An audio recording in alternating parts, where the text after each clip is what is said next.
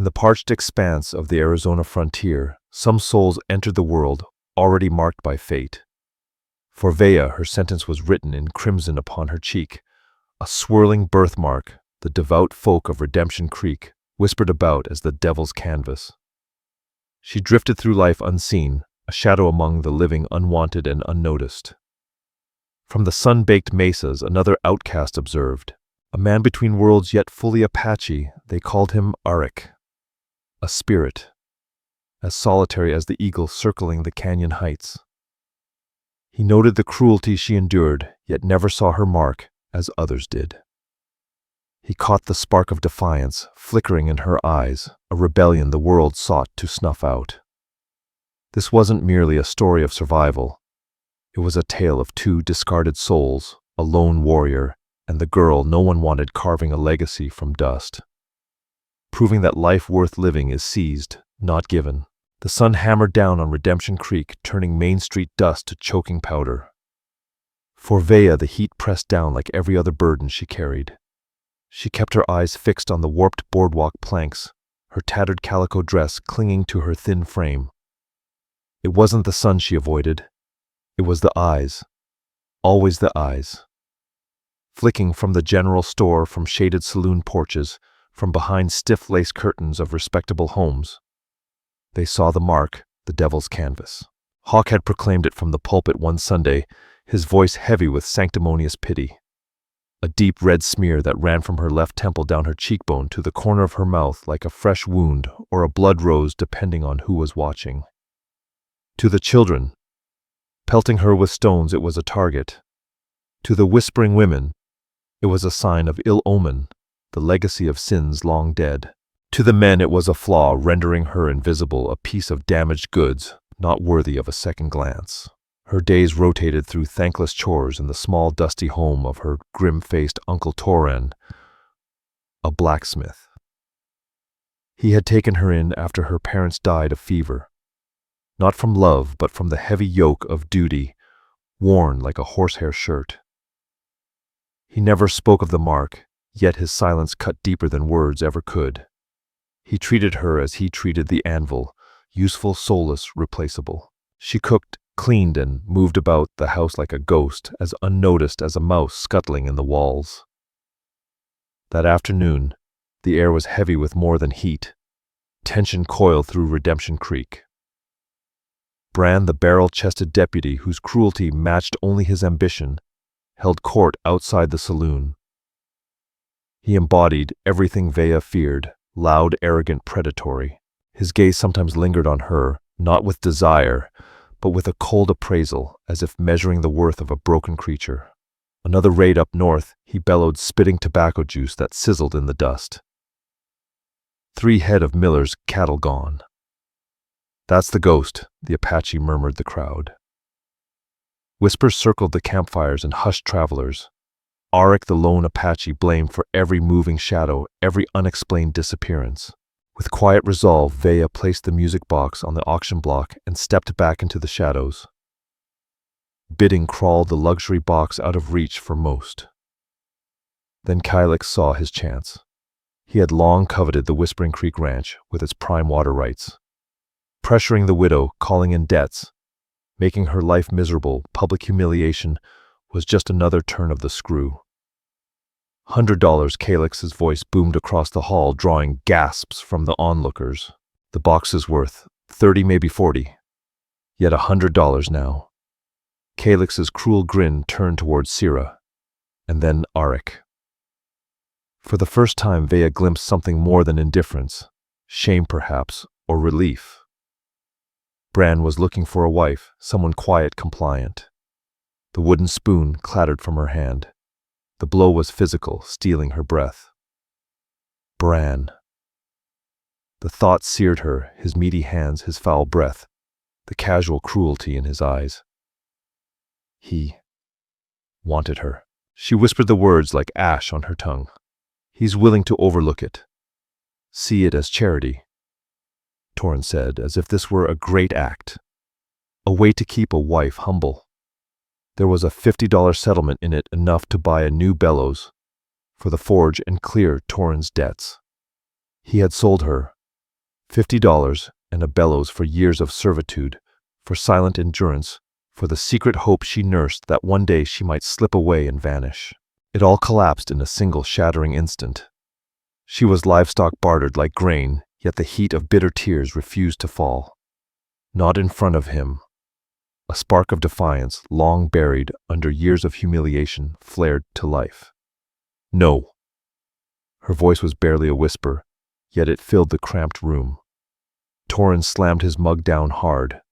No. You have no say. You are my blood, my burden. I have fed you, clothed you for 10 years. You will do as I say. The wedding is in 2 days.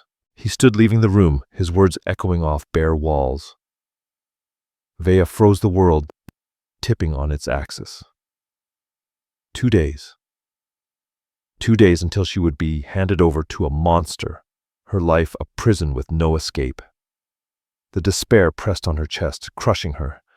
She stumbled to the back door, out into the cooling night, gasping as if she had been submerged. The moon hung like a cold silver coin in a sky dusted with stars. Somewhere in town, a piano's distant tune floated from the saloon. A dog barked, sounding from another world. Her world had ended. She sank to the ground by the woodpile, trembling with terror and rage. She would rather die in the desert eaten by coyotes than become Brann's property. Then she felt it, a presence. Not a sound, but a shift in the air, a weight of being watched by something other than indifferent stars.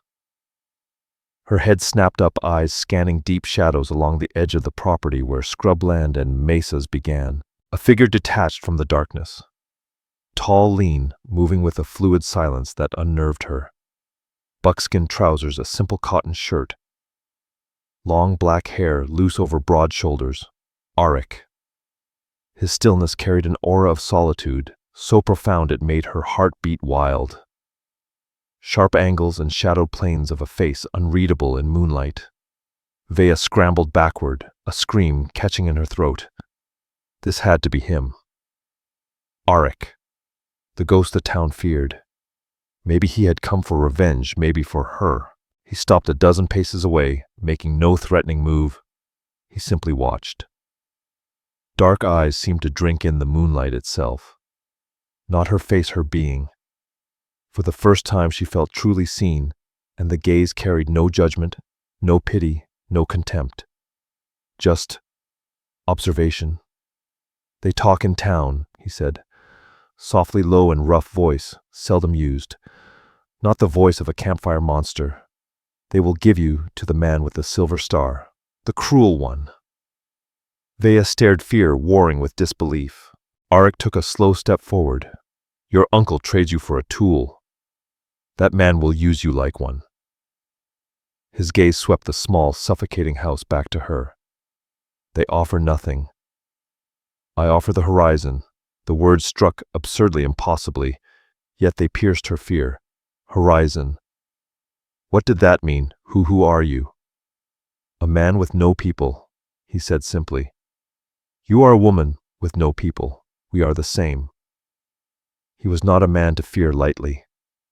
She was a disfigured outcast, but under the cold moon his words resonated, striking deep into her bones. In the world's eyes they were both less than nothing. Come with me. Not a command, but a statement of possibility. Or stay for the cage. He gestured with a tilt of his chin toward the vast desert behind him. A place of snakes, scorpions, thirst, starvation. A place of death. Yet Torrens' house and the life with Brann was also death, slower, more agonizing. Veya glanced at the back door, the cage he spoke of, then at the silent Apache and the boundless, terrifying freedom he represented. Not a choice of good or evil, but between two kinds of death. One guaranteed strangling the soul. The other, a gamble, a desperate leap into the unknown. The spark of defiance, flaring earlier, now roared into a blaze.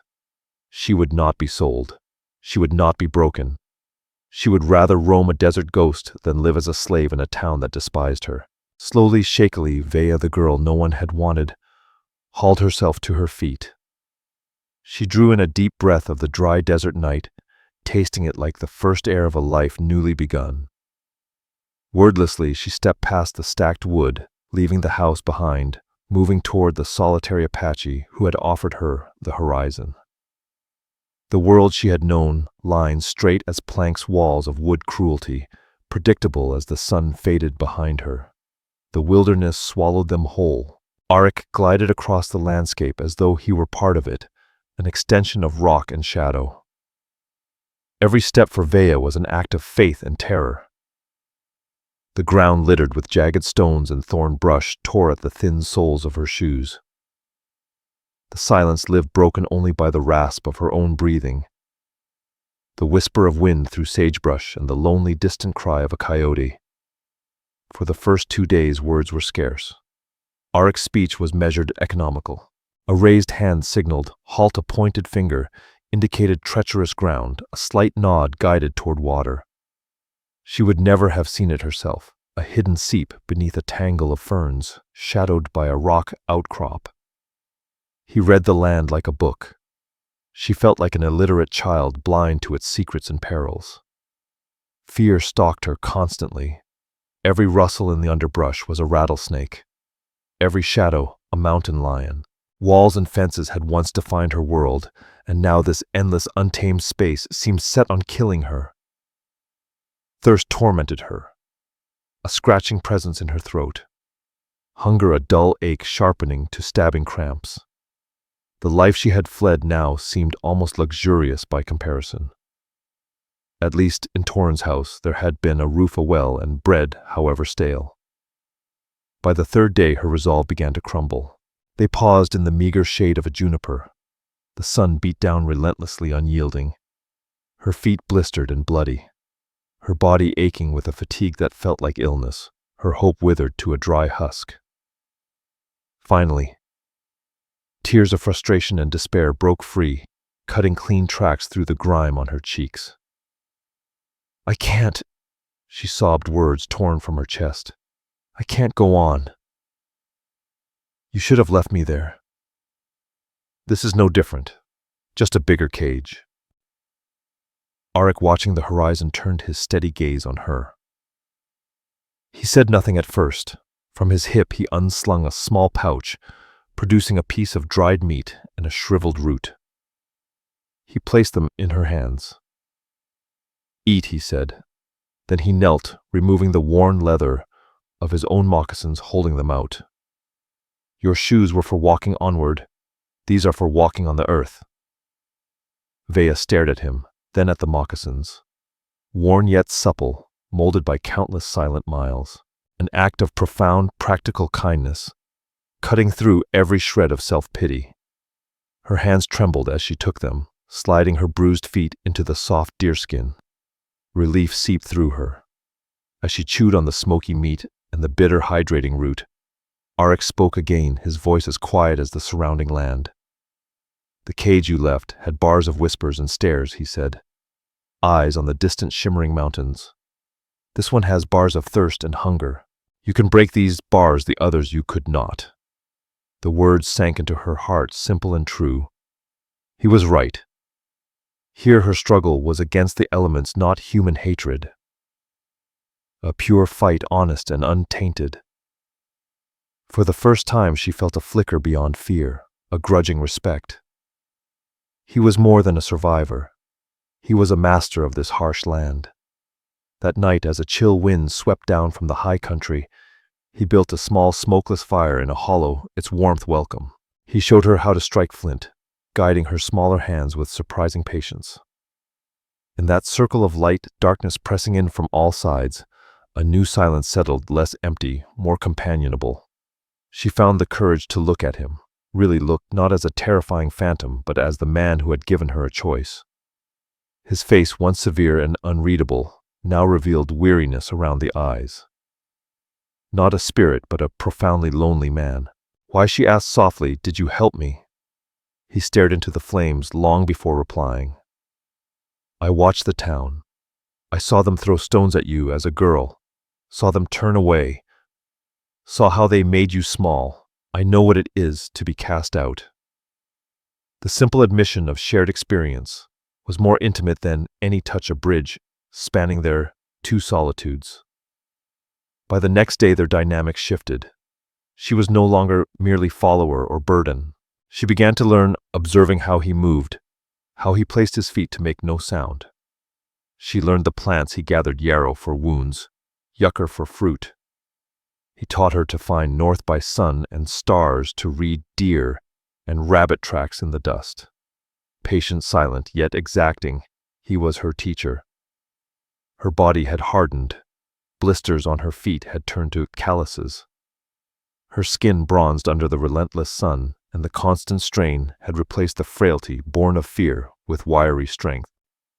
One afternoon, threading their way through a narrow rocky canyon, the sharp rattle of a snake echoed from the sun-baked stones ahead. Veya froze, her blood running cold. A massive diamondback lay coiled on a sun-warmed ledge, its head lifted, tongue flicking the air. Before she could even scream, Aric moved with breathtaking speed, a blur of motion, his long knife flashing in the sunlight. In an instant, the snake's head was severed, its body still writhing in the dust. He kicked the head aside and calmly retrieved the carcass. "Good meat," he said, as if plucking fruit from a tree. His dark eyes scanned her face. "You didn't scream. You're learning to be quiet." Veya realized he was right. Her instinct had been to freeze, to remain silent, not to panic. A small victory, but monumental in feeling. That evening, they roasted the snake over the fire. Its meat, white and surprisingly tender, was the most satisfying meal she had ever eaten. She had stared down death and was now consuming it for her own survival. A week into their journey, they crested a ridge, gazing into a hidden valley. A narrow, clear stream wound through a grove of cottonwoods, and the land below was greener, more alive than anything she had seen since leaving Redemption Creek. It felt like sanctuary. As they descended into the valley, Veya felt the sun warm her face. Absent-mindedly, she touched her cheek, tracing the familiar, despised terrain of her birthmark. Aric noticed. "The people in town," he said, breaking the comfortable silence, "they called it a devil's mark." Veya flinched, nodding without meeting his eyes. "They're blind," he said, simply pointing toward the western sky, where the setting sun painted clouds in brilliant streaks of crimson and rose. "It's the color of the sky before the stars appear." "A sunset mark," he said. Veya stared, stunned. No one had ever described her mark as anything but a curse, a flaw. To have it reframed, compared to something beautiful and natural, was a gift so profound it left her breathless. Sunset mark. In his eyes, she was not marred. She was simply different, a part of the wild, beautiful landscape he called home. In that hidden valley, standing beside the whispering water, Veya felt the last remnants of the girl from Redemption Creek fall away. She was no longer a pariah. She was a survivor. For the first time, she was not entirely alone. The alliance born of desperation was slowly, tentatively becoming something more. The hidden valley became their world. Aric named it Willow Creek Basin, a simple description of a place that felt like paradise to Veya. The stream gave them clean water and silvery fish. Hills surrounding the valley were home to deer and rabbits. The valley floor was rich with plants and roots. For the first time in her memory, Veya knew the feeling of a full belly and a peaceful mind. Their life settled into a rhythm, dictated by sun and seasons. Aric taught her the skills to not just survive, but to thrive. He showed her how to craft snares from sinew and branches, how to skin a rabbit with sharp flint, how to tan its hide soft and pliable. His teaching was exacting, but rare praise made her heart swell. A simple good, after she brought down a grouse with a rock, was enough to ignite pride. In return, Veya offered knowledge of organization, turning their rough rock shelter into a semblance of a home. He had improved it with a woven wall. She found flat stones for a hearth, wove mats from river reeds for sleeping. She discovered wild berries, mashed and dried them into chewy cakes, using a trick her mother had taught her lasting weeks. Yet it was the quiet moments that truly forged their bond. Evenings by the fire, silence became shared, companionable. One night, as she mended a tear in his shirt with bone needle and sinew, she found courage to ask the question lingering in her mind. "You said you were a man with no people." She kept her eyes on her work. "Why did you leave them?" Aric was quiet so long, she feared he would not answer. He stared into the fire, his face a mask of old memories. Finally, his voice lower than usual, tinged with ancient sorrow, broke the silence. "I did not leave," he said. He told her of his tribe, the Mescalera, and of a war chief named Victoria, a man of great charisma and even greater fury, who led raids against encroaching settlers and the army. Aric had once been among the finest of his warriors, respected for his unmatched tracking and fearless courage in battle. Victoria saw only blood. Aric's gaze drifted distant, haunted by the deeds he had witnessed. He had believed that the only answer to pain was more pain. They raided a homestead. The men were gone, leaving only women and children. Victoria had ordered no one be spared. Aric paused, the fire crackling in the silence around him. A warrior fights other warriors. He does not raise his hand against a mother holding her child. He had refused the order, standing between his brothers and the cabin door. Conflict was inevitable. Words were exchanged, then blows.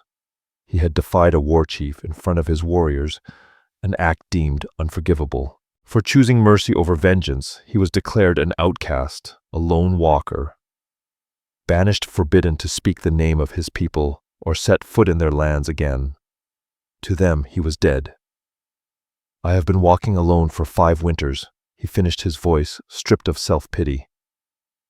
It was a simple fact, part of his story. Veya looked at him anew. The feared phantom of Redemption Creek was a man of principle, one who had sacrificed everything for moral conviction. Her respect for him deepened into something close to awe. He had chosen loneliness over dishonor. "You did the right thing," she whispered, her words fierce with certainty. A flicker of surprise crossed his dark eyes. Clearly no one had ever spoken to him this way. A small, almost imperceptible nod was all he offered, but it was enough. Meanwhile, whispers of the past stirred through Redemption Creek. The town had awoken to find Veya gone. Initial theories suggested a foolish girl had run off, likely dead in the desert. But Brann was not a man to be slighted.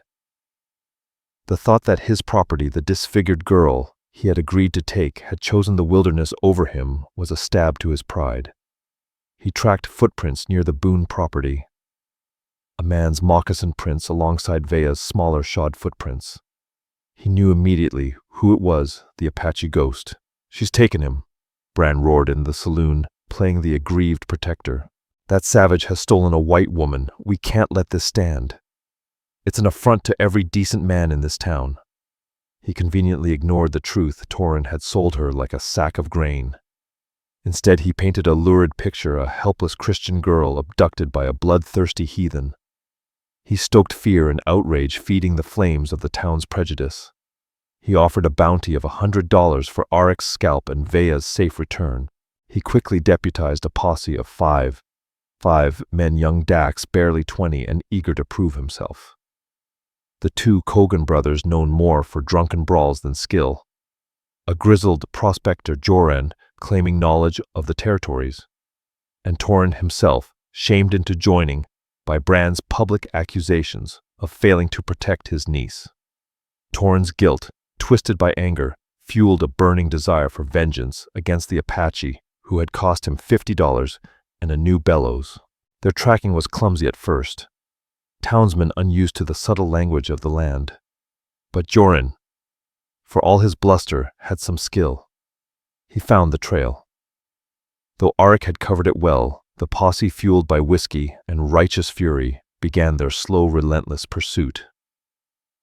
They were like a serpent slithering from the corrupt heart of Redemption Creek, its head brimming with Brann's venomous pride. They had no interest in rescue. Their mission was one of extermination and ego, and they steadily closed in on the hidden sanctuary of Willow Creek Basin, bringing with them the hatred of the world Aric and Veya had escaped. Seasons shifted in the valley, painting it in new hues: harsh summer gold, softened to autumn amber, and ochre. Winter came with a quiet blanket of snow, muting the landscape, pushing them closer to the warmth of the fire. Spring followed, a vibrant green promise of renewal, reflecting the transformation within Veya herself. The frail, terrified girl who had arrived was gone. In her place stood a woman, forged by the crucible of the wilderness. Her hands, once soft and pale, were now calloused and capable. She could start a fire with a single spark-tracked deer for half a day and read clouds for signs of changing weather. The sunset mark on her cheek lingered, but it no longer felt like shame. It was simply hers, as natural as the color of her eyes or the strength in her arms. In this land, her worth was measured by deeds, not appearance. Aric had changed too. The deep solitude that had wrapped him like a cloak was fraying at the edges. He had grown used to her presence, the sound of her voice, the quiet hum of forgotten songs she sometimes sang as she worked. He found himself speaking more, sharing not only the knowledge of the land, but fragments of himself. Tales of his boyhood, lessons learned while hunting, legends his grandfather had whispered by the fire. Words once few and distant now carried warmth and familiarity. Their partnership, born of necessity, had grown into a profound, unspoken affection. He would bring her a wildflower plucked on a hunt. She would save the choicest piece of roasted meat for him. Shared glances, subtle gestures, mutual respect, a silent language of connection. They became two halves of a whole, attuned to the rhythms of their life and to each other. Survival blurred into living, and love grew quietly strong as the ancient cottonwoods lining the stream. One late spring night, with sage scent in the air and stars blazing fiercely across the desert sky, the shift came. No grand declaration, no flowery words, just a look across the fire revealing an emotion she had never seen before, raw, tender vulnerability. He reached out, tracing the edge of her birthmark with his thumb, sending shivers down her spine. Acceptance radiated in that touch, healing wounds she hadn't known she carried. She leaned into him and he drew her close. Under the stars, their union was not passion, but connection, a sealing of the bond between two souls who had found a home in each other. Life went on, now imbued with new joy and purpose. No longer mere survivors, they were partners in every sense. Together they improved their shelter, reinforcing walls and building a small stone corral for the two wild goats Aric had captured and tamed, providing a steady supply of milk. Months later, Veya knew certainty settled deep within her. Her body's rhythm had changed. She was with child. Fear and elation mingled as thoughts of a new life. Their child filled her with protective love. She waited until evening to tell him. By the stream's sunlight, fading against the canyon walls, she spoke, voice steady despite her racing heart. "Our family will grow when the snows come again." He turned unreadable for a moment. His gaze dropped to her belly, then back to her eyes. The warrior's stern mask melted, replaced by wonder and tenderness that brought tears to her own eyes. He placed his large, warm hand on her stomach, feeling the life within. "A child," he whispered, awe in every syllable. "Our child." From that moment, a new energy stirred in him. Hunting became sharper, securing their home more urgent. He was no longer providing for two, he was building a future for his family. He taught Veya which plants aided nursing mothers and found a hidden cave high in the cliffs, stocked with dried meat, water, and furs. A safe haven, he said, should danger ever come. Veya wove a soft basket from river reeds and sewed tiny clothes from tanned doe skin, preparing for the child. As her body grew round with life, she felt completeness she had never imagined. A child conceived in love, born in sanctuary, a defiance against a world that had cast them out. Proof that from desolate ground, beauty could grow. They were a family now, bound not just by circumstance, but by love and shared promise. The lonely Apache and the girl no one wanted had forged a new beginning. Yet the serpent from their past slithered unseen, its venom poised to destroy their paradise. The first sign was subtle, a misplaced stone along a trail frequented by deer. A flock of crows erupted, into the sky for no storm. To Aric, these were not chance events. Words of danger in a language only he understood.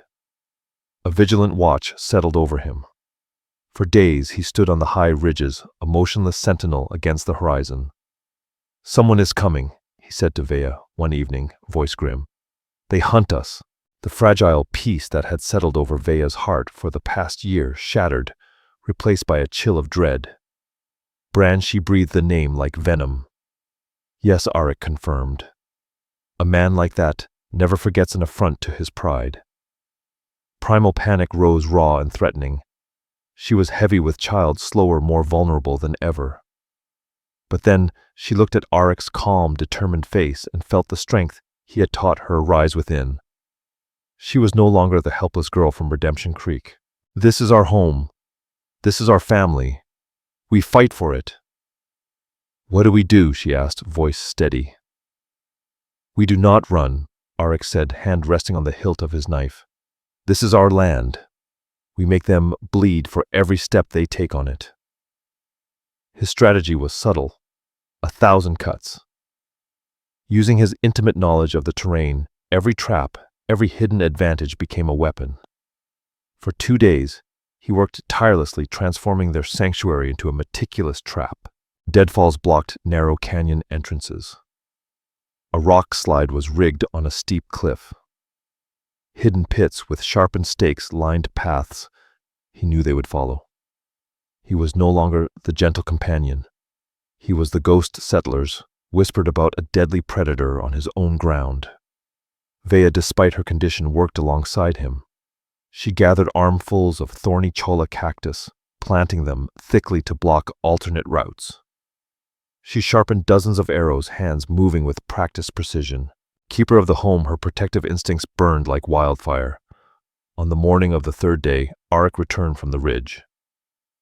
"They're here," he said simply. 6 of them. The posse swaggered into the valley. Brann led them, his face flushed with anticipation as he saw the greenery, the stream, the signs of a rich camp. Greed spread across his face. "Got lazy with your stolen prize," Brann sneered to his men. "Let's smoke him out." The first to fall was one of the Kogan brothers. Distracted by what he thought was a clear path, he stumbled into a pit Aric had concealed beneath a thin layer of branches and dirt. His scream was cut short as spikes below impaled him. The sudden, brutal death sent a wave of fear through the posse. Their confident march slowed to a nervous crawl. Aric used the terrain itself. On a narrow ledge, an arrow from an unseen perch high above struck a carefully balanced pile of scree, rocks and gravel. Tumbled down, sweeping the second Kogan brother into the canyon below. Panic gripped the survivors. This was no hunt, it was execution. They were being torn apart by an enemy they could not see. Joran, the grizzled prospector, lost his nerve. "This is his ground, Pike," he yelled. "He's a devil. We should turn back." "Coward," Brann roared, face purple with rage. "There's only one of him. Keep moving." He shoved Dax forward. "You and Torin flush him from that thicket." The two approached a dense patch of mesquite cautiously. An arrow hissed from the shadows, burying itself in Torin's shoulder. He cried out, clutching the wound. Dax, seeing movement, fired wildly into the trees. From his perch, Aric observed grimly. He had aimed to wound, not kill the blacksmith. His fight was with Brann. Now only 4 remained: Brann, the wounded Torin, a terrified Dax, and Jorin. Blinded by fury, Brann finally spotted Aric moving between the rocks and charged, revolver blazing. Bullets ricocheted off the canyon walls as Aric melted into the shadows. Brann's reckless charge led him straight into the final trap, the narrow ravine Aric had warned Veya to avoid. This was where Veya's role began.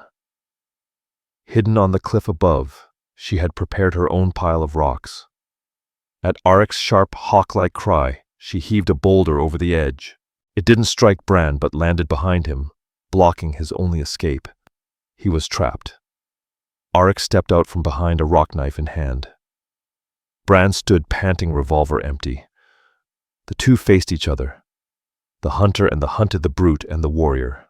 Savage Brann snarled, drawing a large bowie knife. I'll take that scalp myself and drag that marked-up witch back where she belongs. The insult to Veya ignited a cold fire in Aric's eyes. He did not speak. He moved. The fight was brutal and brief. Brann was strong, a brawler used to overpowering men in saloons. But Aric was a shadow of death, every motion precise and economical. He dodged Brann's clumsy lunges, his knife a blur, a sidestep, and a final swift thrust. Brann sank to his knees, disbelief etched across his face before collapsing into the dust. The silence that followed was absolute. From the rocks, Dax and Joran watched horrified. They had seen their leader, the town's authority, cut down with terrifying ease. Torin groaned on the ground, his fight long gone. Aric emerged from the ravine, face carved from stone. He looked at the remaining men, eyes lingering on the young deputy. He raised his bow arrow, notched. Joran dropped his rifle, hands in the air. Dax, shaking, did the same. Aric walked toward them, stopping in front of Torin, who flinched. Aric merely looked at the arrow embedded in Torin's shoulder, then at his face, contempt flickering in his eyes. He turned to Dax. "Take him," he said in a low growl. "Take them both. Leave this valley and never return. Tell the town the girl they cast out is gone. This is her land now, and it is guarded." Without waiting for a reply, he melted back into the rocks, disappearing as silently as he had appeared. Veya rushed to him, heart pounding. She checked for wounds, hands trembling. He was untouched. They held each other, the adrenaline of battle giving way to profound relief. They had faced the serpent and won. Their home, their sanctuary, was safe once more. The silence over Willow Creek Basin afterward was heavier than any before. The scent of blood and gunpowder lingered, a foul reminder of the violence that had breached their sanctuary. Dax and Joran, moving like spooked animals, fashioned a crude litter for Torin and fled, leaving a chaotic scar on the valley. Aric and Veya were left to the aftermath. The bodies of the Kogan brothers and Brann lay where they fell, grim monuments to the intruding violence. No triumph filled them, only deep sorrowful exhaustion. With Veya's help, Aric buried the bodies in shallow, unmarked graves down the canyon, a necessary grim task consuming the rest of the day.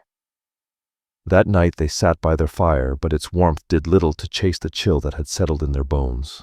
The peace of their valley had been shattered, its innocence gone forever. "They will come back," Veya whispered, hand protectively resting on her swollen belly. "Dax will tell them what happened. They'll send more men. The army, maybe." Aric stared into the flames, face etched with weariness beyond the day's exertion.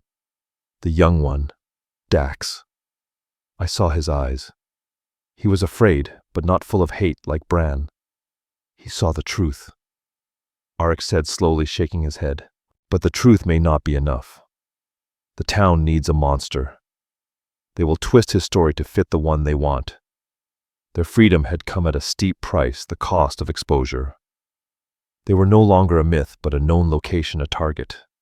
The serpent had been slain, but its eggs of vengeance were sure to hatch. "The cave," Veya said, hand on her belly. "The safe place you prepared." Aric nodded grimly. "We cannot stay here. Not now.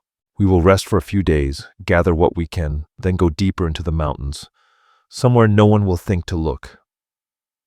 Leaving the valley, the birthplace of their love, the forge of their new life, felt like a death.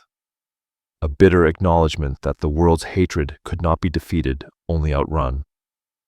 As they prepared to depart, a new dynamic emerged between them. Aric had been wounded during the fight with Brann, a deep gash on his forearm ignored in the heat of battle. Now inflamed and painful, it left him vulnerable. Veya, once the student, became the caregiver. She cleaned the wound with a poultice of yarrow and willow bark, her hands gentle yet firm. She took command of the preparations for their journey. Movements efficient and purposeful. She was no longer his dependent. She was his equal, his partner, a truth forged in the crucible of battle. Seeing her strength and resilience filled Aric with a fierce pride. Meanwhile, a dazed, bleeding trio stumbled back into Redemption Creek. Dax's tale was a confused, terrified jumble. He spoke of an ambush in a valley that had become a death trap of an Apache, moving like a phantom, yet he also shared truths the town didn't want to hear. How Brann had charged recklessly, how they had been the invaders, and most disturbingly, a Veya. She wasn't a prisoner, Dax stammered before the shocked saloon crowd. She fought with him. She defended her home. Disbelief and scorn met his words. The narrative was already set, a helpless white girl brainwashed or terrified into submission by a savage.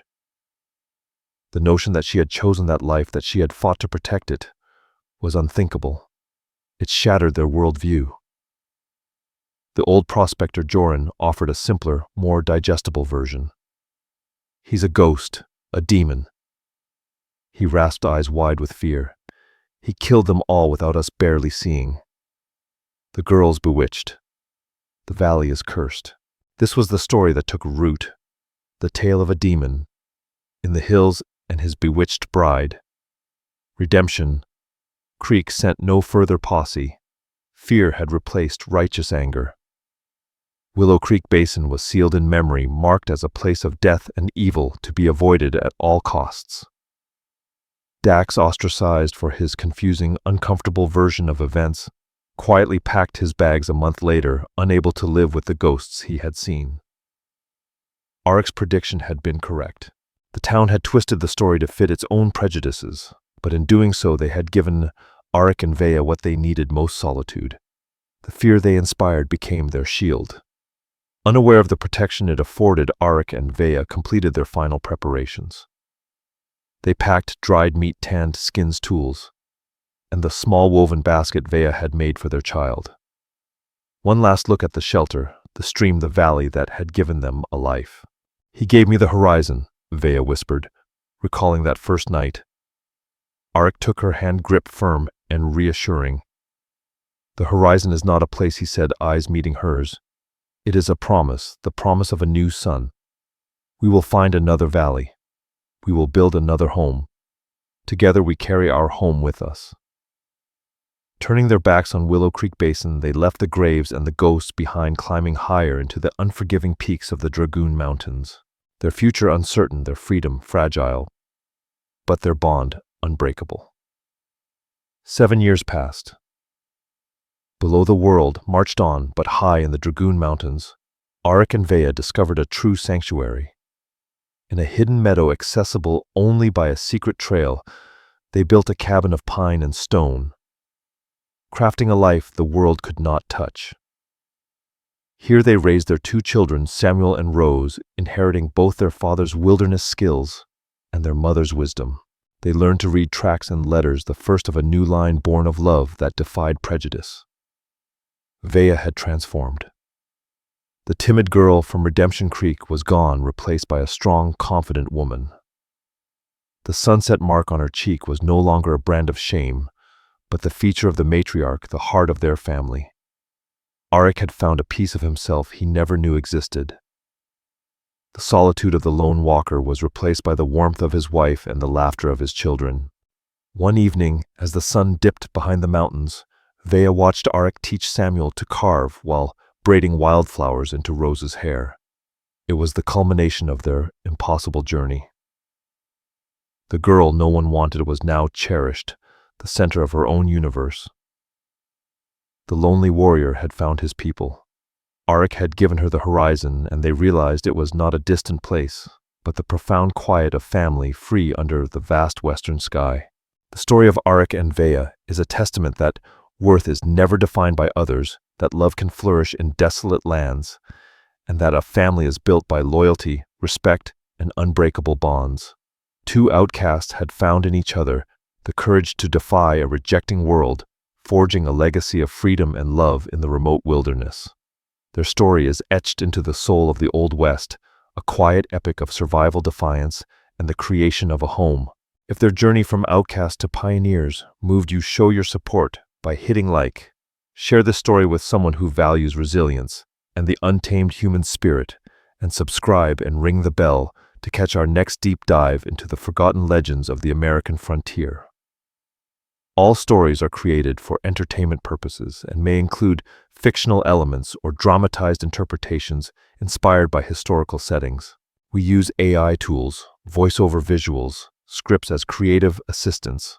However, all content is reviewed, refined, and edited by humans to ensure emotional authenticity and storytelling quality. We fully comply with YouTube's policies regarding AI-generated content and do not use any deepfake techniques or misleading recreations of real individuals. All visuals and supporting materials are properly licensed. Sharing, re-uploading, modifying, or distributing any part of this content in any form requires written permission. We appreciate your support and respect for original creative work.